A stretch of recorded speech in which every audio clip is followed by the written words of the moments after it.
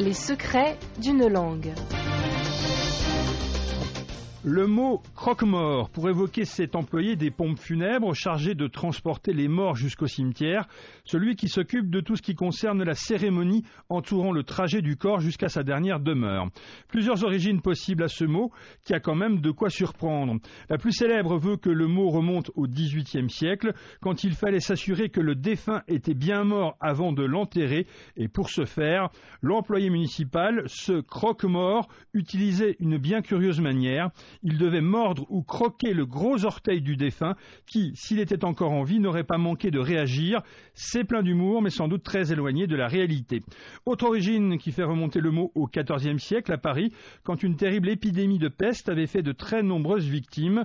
Et pour ramasser les corps, sans avoir à les toucher directement, pour ne pas être contaminé, on utilisait un outil spécial, une sorte de crochet qui permettait de se tenir à distance de la maladie.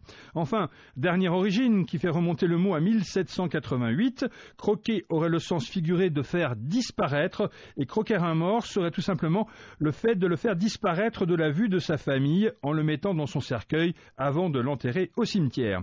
Illustration tirée de la littérature française. Le croque-mort croit peu au chagrin et moins encore au deuil, mais il flatte l'un et l'autre. Il se méfie volontiers des regrets, mais il les courtise. Il sait trop bien combien il est lucratif de sacrifier aux faux dieux pour ne pas souscrire à la mélancolie des héritiers, tiré du roman de Petrus Borel intitulé comme il se doit Le Croque-Mort, paru en 1840.